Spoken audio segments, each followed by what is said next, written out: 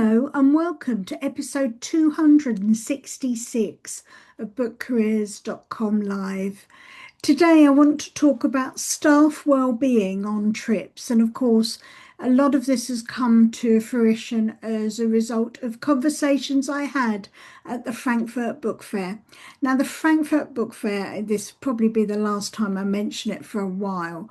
We had an amazing time. I had an amazing time. My best year at the fair yet. I had a panel to chair that was a bookcareers.com panel on how to future-proof your publishing career. I was participating in a number of events for Publish Her, including speaking on an interesting panel on the invisible women of publishing, and also running a workshop for them, Develop Your Career Roadmap. Plus I had a signing session with some of my books, because as you might have seen elsewhere, 18 copies of my books went walkabout. Unfortunately, they were stolen off the stand. But the How to Future-Proof Your Publishing Career with Sarah Lloyd, Mary Gockley and Susie Asprey was a really interesting panel. And there's an article in the bookseller which talks about some of the salient points from our discussion about how AI is not going to take everybody's job. As I've been saying, it won't take everybody's job, but how you do your job and the skills for that job are likely to change as a result of AI. Something too that I want to say as well about AI is that there is going to be some clear lines between the people who use AI and the people who don't use AI. And it's really important, if you're in a job where you've got no use of AI at all, then play around with AI and read up on what other publishers are doing with AI and what they're using it for. And if you're somebody who's using AI for everything, and perhaps AI to do things like create campaign strategies or think about strategies, then remember to learn how to do those things for yourself without AI. Because going forward, what I can see is this gap opening up between the people who can and the people who can't. And that's where publishers, when they're recruiting, might then be asking, well, we want somebody who can do this skill without the use of AI, or we want somebody who can do this skill with the use of AI, and you don't want to get stuck in one stream and not the other. And something else to flag up too is November is going to be a very busy month here at bookcareers.com. We have events running for Discover Creative Careers Month, Scottish Publishing Week, Scottish Careers Week, and Work in Publishing Week, which starts the week of the 17th of November.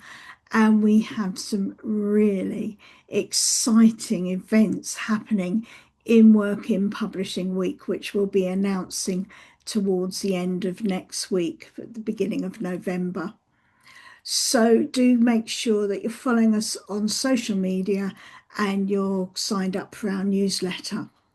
Now back to today. The stats for the Frankfurt Book Fair came out, and I believe they had over 118,000 trade visitors, something like 180,000 other visitors, and there were people representing over 131 different countries at Frankfurt. It really is a truly international book fair on a very large scale.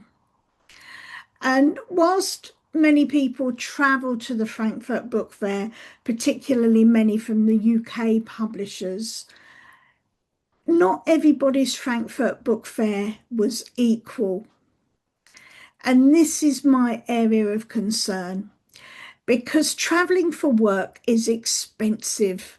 Frankfurt in particular is costly, with or without a stand, And like most events that are concentrated within a few days, the costs of the flights goes up, the costs of the hotels go up and escalate, and there are a number of associated costs uh, that always come with staying away, which no matter how much you budget, always come in over budget. But a company's greatest asset is their staff.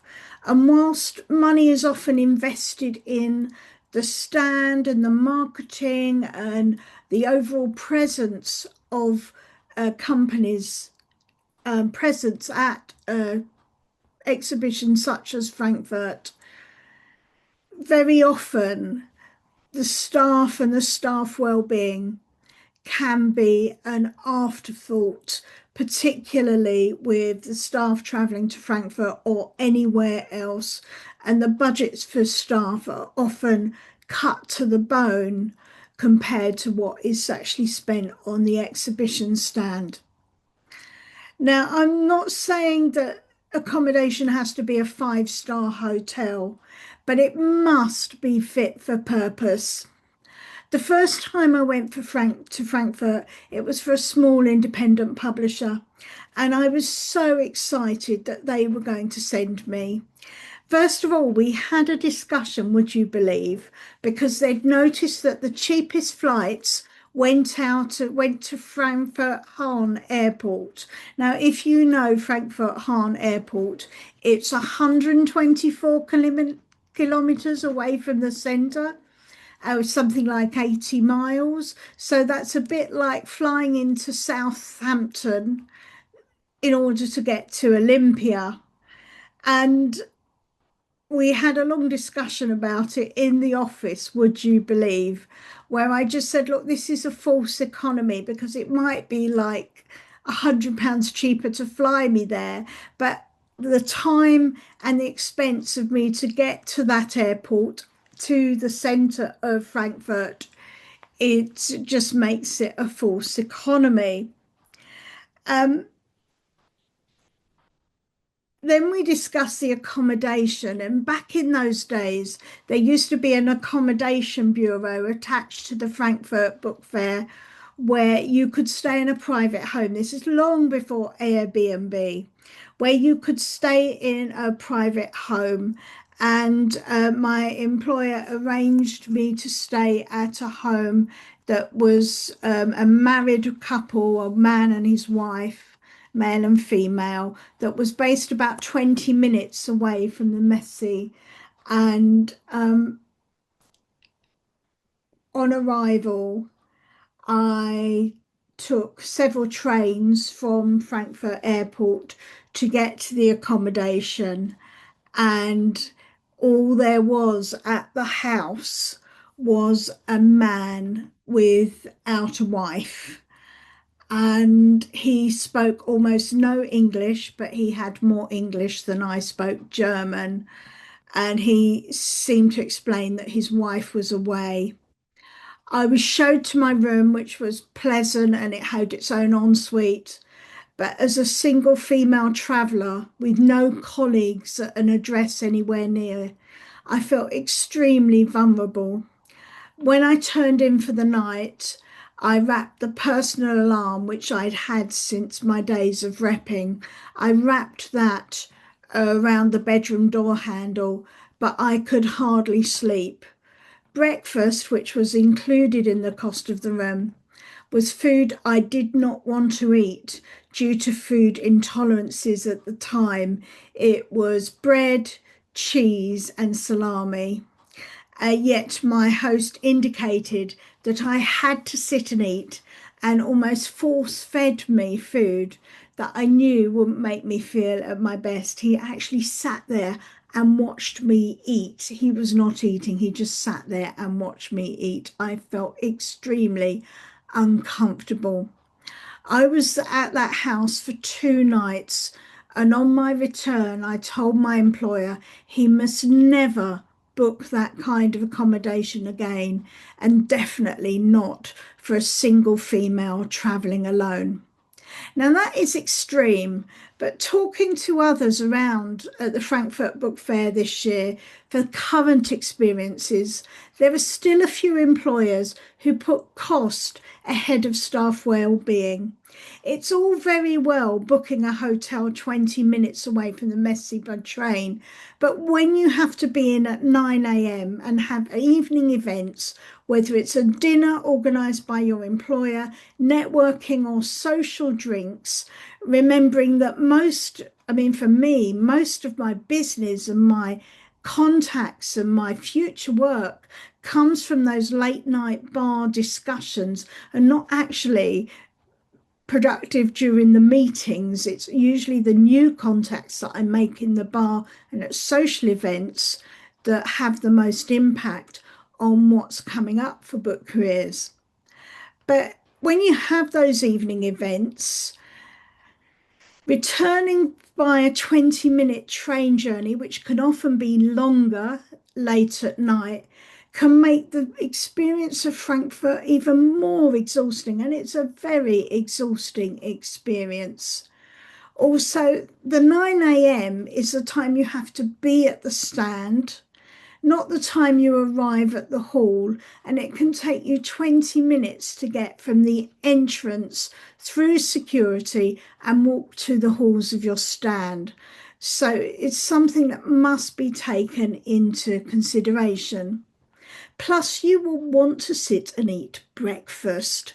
One thing about any exhibition is unless you have a scheduled lunch break or a meeting with lunch, you will probably have no idea at all when you are next going to see food again. So breakfast is essential. Often you'll find at exhibitions anyway, the queues for the food and coffee can be overlong. And even if you're given a 20-minute break or we've got a 10-minute break during the day, that's no time to do anything, let alone eat. And it doesn't look very good sometimes to be seen eating on your stand. When I was staffing a company stand at the Spring Fair at the NEC in Birmingham, what I would do is I would often book the hotel as room only and then pay extra if I wanted to have breakfast at the hotel. But I'd get to the NEC in Birmingham as early as I possibly could in the morning, as the Spring Fair, I think back then lasted for 5 days.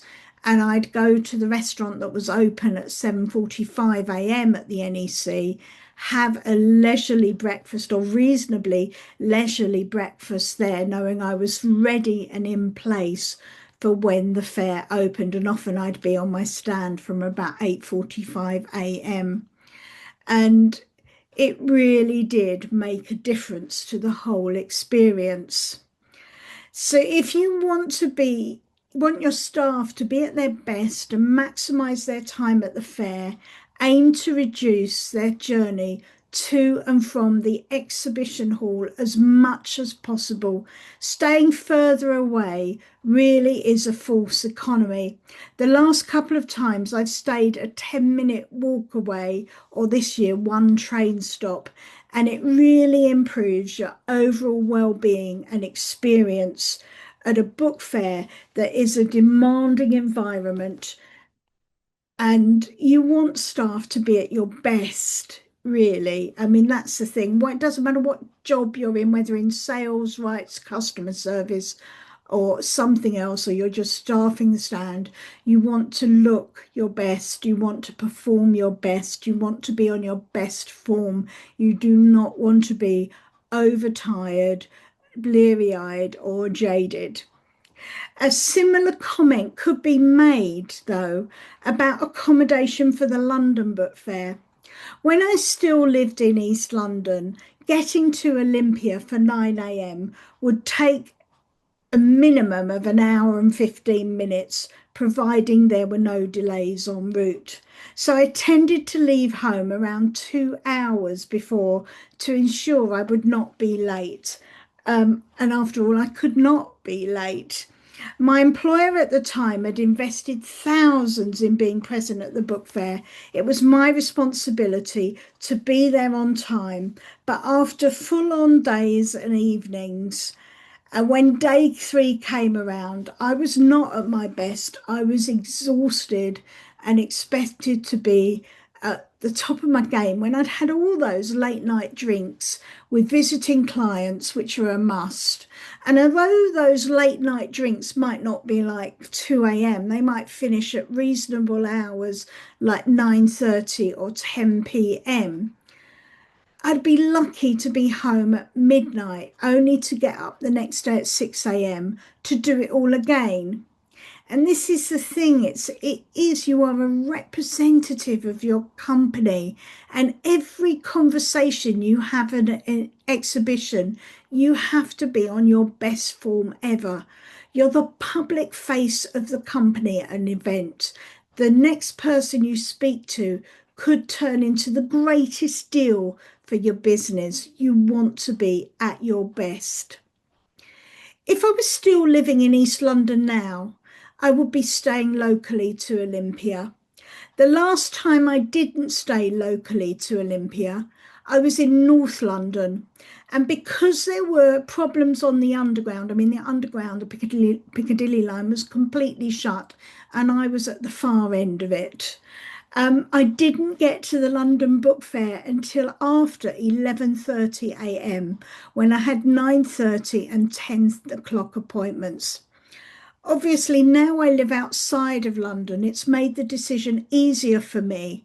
But I would encourage any publisher who has staff that live on the other side of town to Olympia and have to be at the London Book Fair for more than one consecutive day, please put your employees up in a hotel local to Olympia. Add the cost to your budget when you're planning your exhibition stand. Your staff will thank you and feel looked after. And also within the costs of exhibiting and staff wellbeing is the cost of taxis and public transport.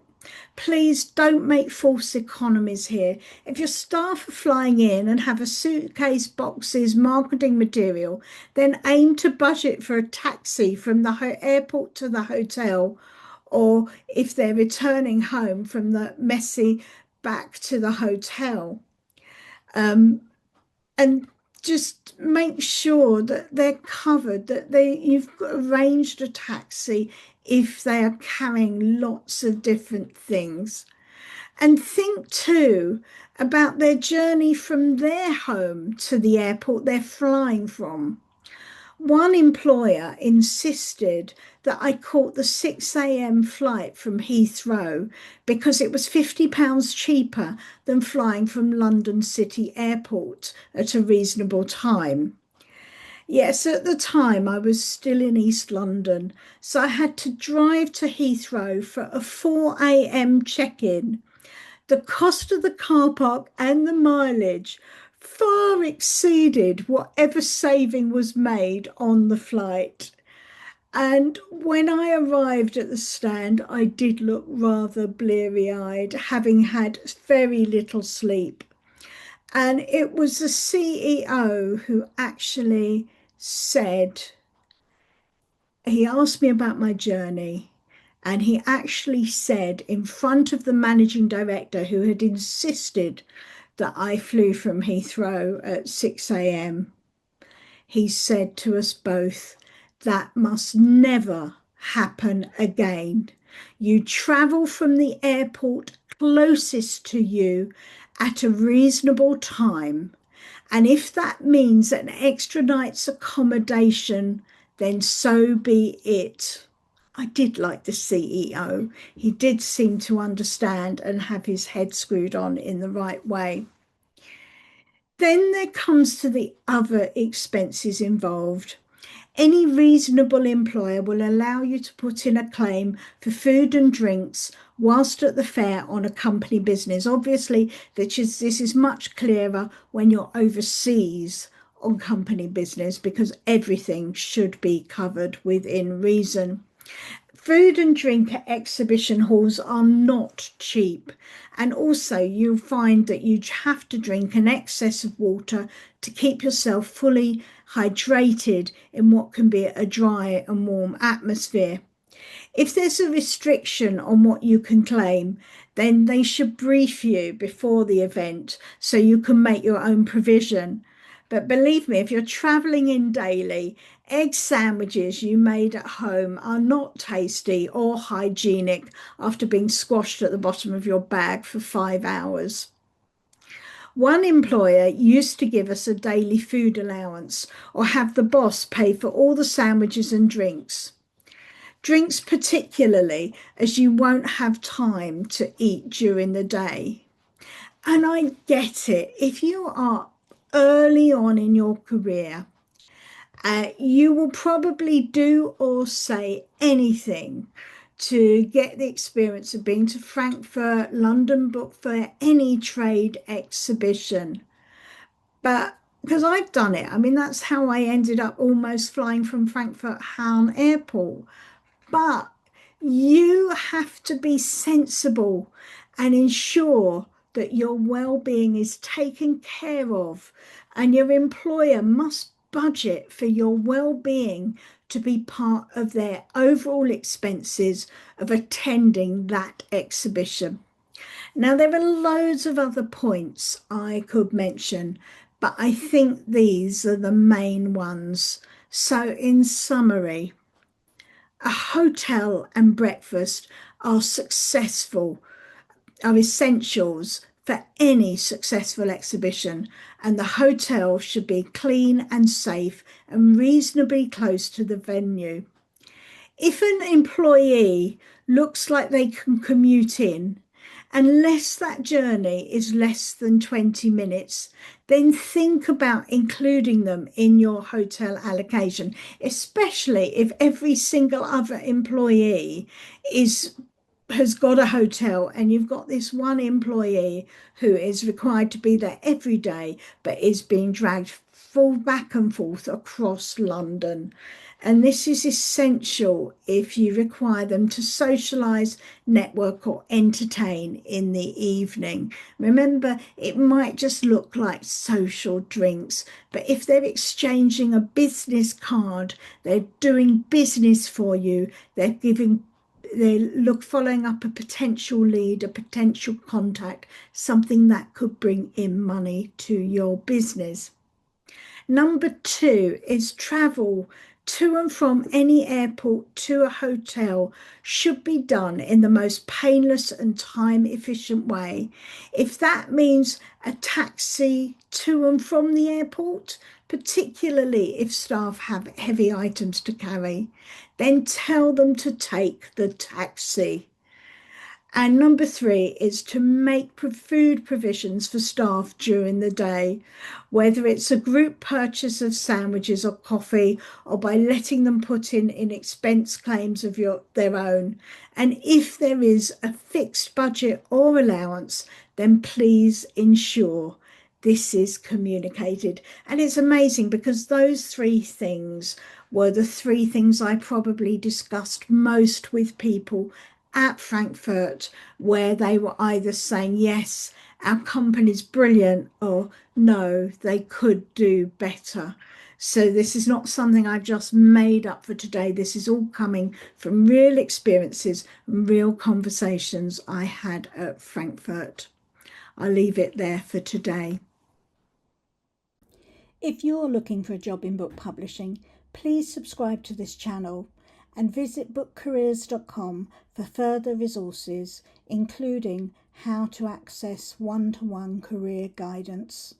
And don't forget to buy the book, How to Job Search in Book Publishing, The Ultimate Insider's Guide. May you all be doing a job you love and being paid the salary that you so richly deserve.